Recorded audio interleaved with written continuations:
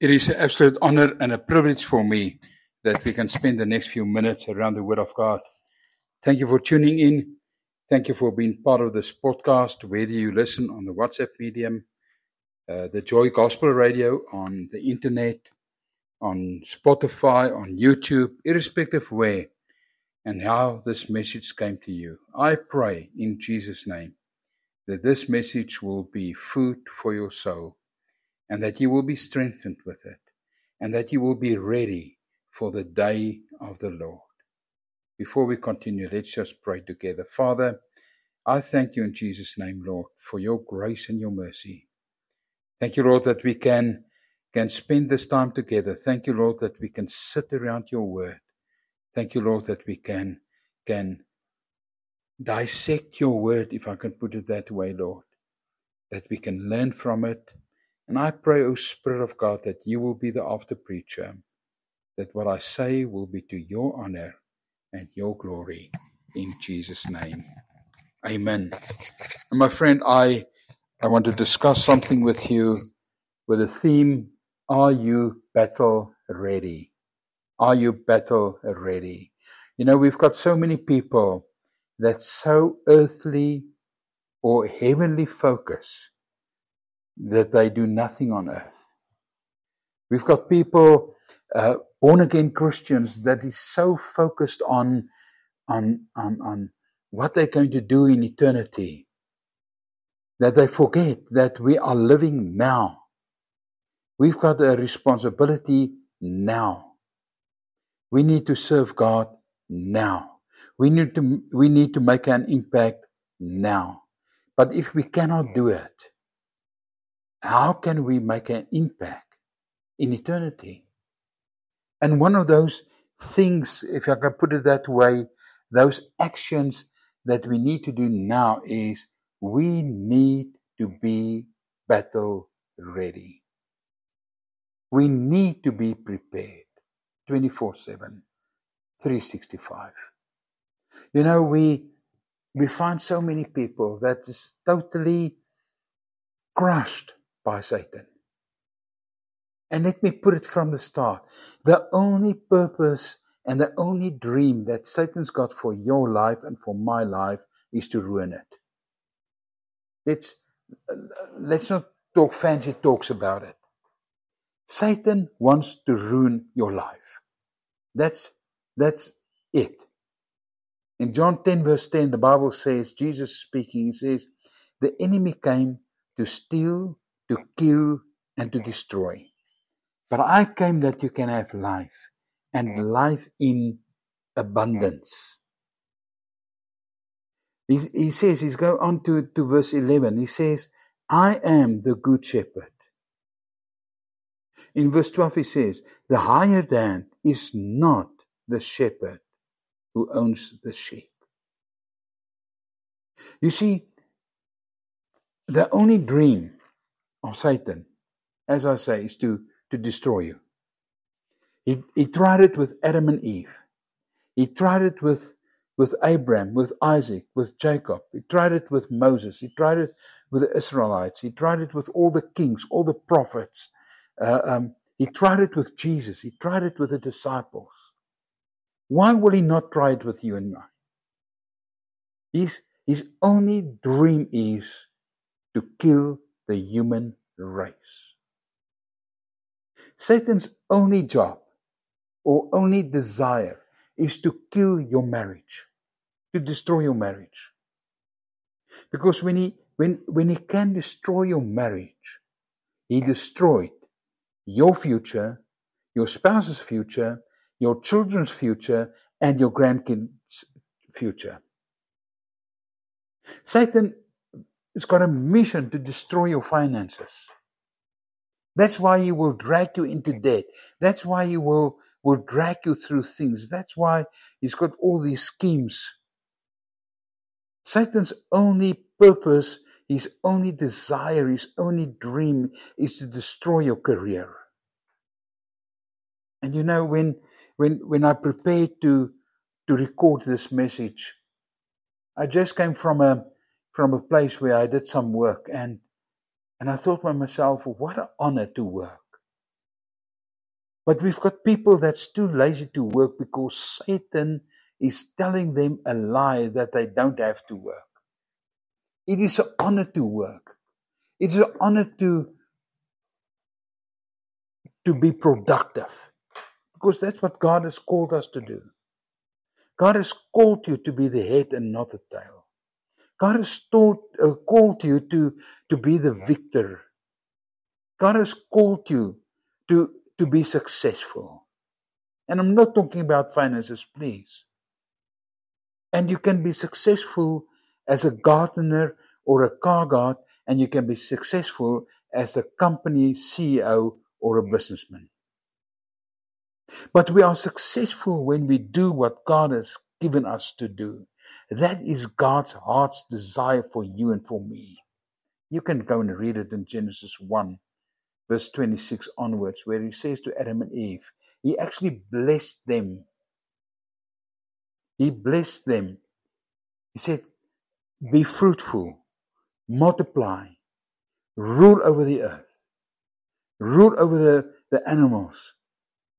That was God's heart for man to work the earth, to be the ruler, to be the successful one. That was God's heart. And Satan came to steal it and to kill it. God's heart for your marriage is that you and your wife or your husband, your spouse, not your partner, your spouse, will be an effective tool in his hand, reaching people through showcasing your marriage as a form of the church, of the unity between God, Jesus, and the church. And yes, I know we messed up. I know we got it wrong for many years. But thank God there's victory and provision and reconciliation in his name. God wants your finances to be successful, to be healthy, so that you can be a blessing. God wants you to work so that you can be successful and a blessing to someone else. That's God's heart. So from the beginning, it was the devil's scheme to destroy mankind. He even tried to kill Jesus. He tried to lead Jesus astray. And in John 8, Jesus pictured it so beautiful when he said, you belong to your father, the devil. Listen what he says about the devil. And you want to carry out your father's, the devil's desire. Listen, the devil, Jesus is speaking, the devil, was a murderer from the beginning, not holding to the truth, for there is no truth in him. When he lies, he speaks his native language, for he is a liar and the father of lies. That's what the Bible says about Satan. That is Jesus' words about the devil. He's a murderer from the beginning. He cannot hold to the truth because there's no truth in him. There's pride and lies and filth in him. And he tried to contaminate the human race, made in the image of God. I'm so passionate about this because it took me years and years and years of blood, sweat, and tears to realize he made me more than a victor. I'm the head and not the tail. And I can be successful. And please, I'm not talking about money. Money is but a small portion of success. But if we talk about prosperity, if we talk about success, if we talk about being prosperous, 3 John 1 verse 2, 3 John 1 verse 2. The Apostle John writes and he says, "Dear friends, I pray that you may enjoy good health." Listen, this is the heart of God, that you enjoy good health, and that all may go well with you, even as your soul is getting along well. The one translation says, even as your soul prosper. That is God's heart. That is God's desire, that we will enjoy good health, that it will be well with us as our soul prosper. That's why you will see people that's got a relationship with God. They tend to go through challenges and problems much easier because they know the help is from the Lord. What can man do unto me? And if you know me by now, you will know that this is one of my favorite portions in the Bible. And it's not on my notes. I'm sharing with you from my heart as the Spirit of God lays it on my heart to share with you. But listen to this portion in Romans 8. Please go and read Romans 8. But this portion of Scripture, I'm talking about, are you battle ready? And I'm going to come to the point how to get battle ready just now. I first want to show you that it's God's desire that we will be victorious. And I'm not talking about financial prosperity. That's one small part of being victorious, of being prosperous. God wants you to be prosperous in your health. God wants you to be prosperous in your wealth. God wants you to be prosperous in your career or your business. And if you're a pensioner and you gave your due diligence and you worked your life through, God wants you to be prosperous as a granny or a grandpa, giving what you have, sowing what you have into your kids and your grandchildren and your great-grandchildren. And I'm not talking about finances. Finances is a buy thing. It's a byproduct. Listen, finances is a byproduct of prosperity. If you're not spiritually prosperous, financial prosperity means nothing. If you're not spiritually prosperous, financial prosperity means nothing. The great Alexander the Great, when he lied on his deathbed, he called his 4 generals forth and he said to them, "This is my desire, this is my wish, this is my command for my funeral." And he gave them 3 things that must happen, and you can check me on this. It's on social media, on Google, and you can go and read it. He says the first thing that must happen, my physicians, the doctors, must carry me to the grave. Because I want to show everyone that that the best doctors, medical staff, procedures cannot keep me alive. He says the second thing is, my hands must be outside of my coffin so that people can see I go empty-handed. And he says the third thing, my jewelry and wealth must be scattered on the road so that people see it means nothing in death. So my friend, if you're prosperous only in finances, you are actually extremely poor. Because it will mean nothing to you when you stand before the Father. If we cannot use our finances to glorify God, it means nothing on earth. So, the real prosperity, according to 3 John 1 verse 2, is that you prosper spiritually. And listen to this. If I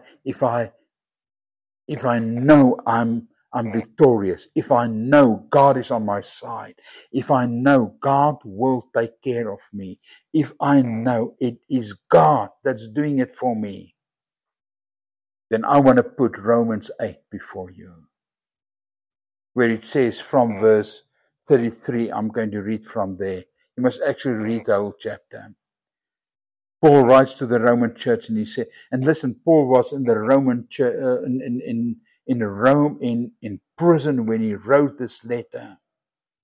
Yet he encouraged the Roman church. And remember, he didn't establish that church,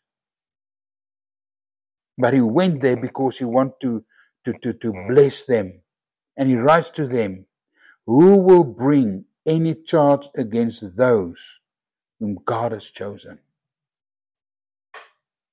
Listen, Paul is in prison for his faith. And he says, no one can bring a charge before me because God has chosen me. And if we can get to the point where we realize, my friend, as you listen to me, God has chosen you for a time and a season like this. God has chosen you for a time and a season like this. Are you a farmer? God has chosen you to make a difference in the time and the season where you are. Are you a teacher? God has called you with a purpose to be prosperous as a teacher, to be effective in the battlefield in your career. God has chosen you. Are you a businessman? Are you a housewife? Are you an employee? Are you a pensioner? God has chosen you. How can we then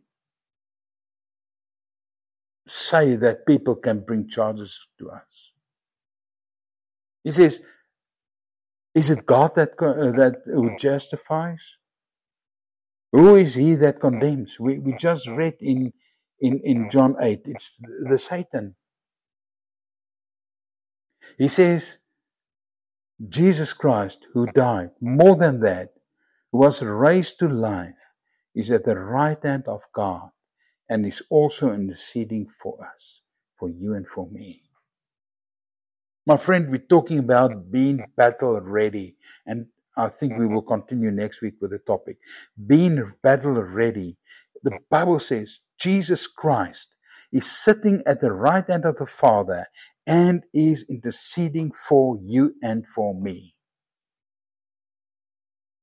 That's why Paul can write, who shall separate us from the love of Christ? So Jesus is interceding for you and for me. While we're preparing to be battle fit, Jesus is interceding for you and for me. When we go into a difficult situation, Jesus is interceding for you and for me. When we go through a difficult season in our lives, Jesus is interceding for you and for me. When people mock you and bring charges against you because you stand on the word of God, Jesus is interceding for you and for me. Can we settle this in our hearts and realize Jesus is interceding for me? There where I work, if there's difficulties, I am battle ready. I know the scripture. The scripture says Jesus is interceding for me in Romans 8. So Lord, thank you that you intercede for me. This is my prayer, that you will give me wisdom and guidance in this challenge, in this problem. How to deal with my finance, how to get out of debt, how to, irrespective, Jesus interceding for me. For you see, my friend, to be battle ready means, 1, I know my enemy. 2, I know my commander. 3, I know my weapon. And we know the enemy. I made it clear to you today. We know the enemy. When he opens his mouth, he lies. He's the father of all lies. He's the one that's got a desire to destroy mankind. We know our commander-in-chief. We know the one that gives the instruction. He says in Matthew 28, he says, all authority has been given unto me. Go, therefore go. We've got a commander that's not sending us into the battlefield without knowing what the battlefield is like. He knows the battlefield. Our commander was there. He fought the fight. He walked the walk, he talked the talk. And I say it with respect. Our commander-in-chief is the one that know what it is to be mocked. He know what it is to be tempted. He know what it is to go hungry. He know what it is to have plenty. He know what is pain. Our commander-in-chief knows what is fear. Our commander-in-chief knows what it is to carry the cross. He knows what it is to be crucified. He knows what it is, while being crucified, to be mocked by men and women. Yet our commander-in-chief knows what it is to forgive. Our commander-in-chief knows what we're going through. The Bible says in Romans 8, Jesus is the one that intercedes for you and for me at the Father. We're busy talking about being battle ready. You can be battle ready because the commander-in-chief knows who you are. We know the enemy. Can I summarize? His desire is to steal, kill, and destroy. When he opens his mouth, he lies. He's the father of lies. He wants to kill. He wants to destroy. He did it to Jesus. He will do it to you and me. So we know the enemy. We know the plans of the enemy. We know our commander. We know that he walked the walk and talked the talk. We know that he says, you can come to me anytime. We know that he intercedes for you and for me 24/7. Next week, I want to talk to you about the plan to get battle ready. The plan how to prepare myself. And it's not something new, it's something that we've discussed for so many times already. But I believe we need to hear it time after time after time. So I want to ask you today, are you battle ready? Or do you sit in a corner, beaten in this round by the Satan? The fight is not over. I want to call you in Jesus' name to stand up, to dust off, to take up your authority, and to get battle ready. To get to the point where you realize, my God is more than enough. In Jesus' name. May you be blessed. May His grace and His mercy be upon you. May His love be your portion. May His wisdom be your portion. Till we speak next week. Shalom.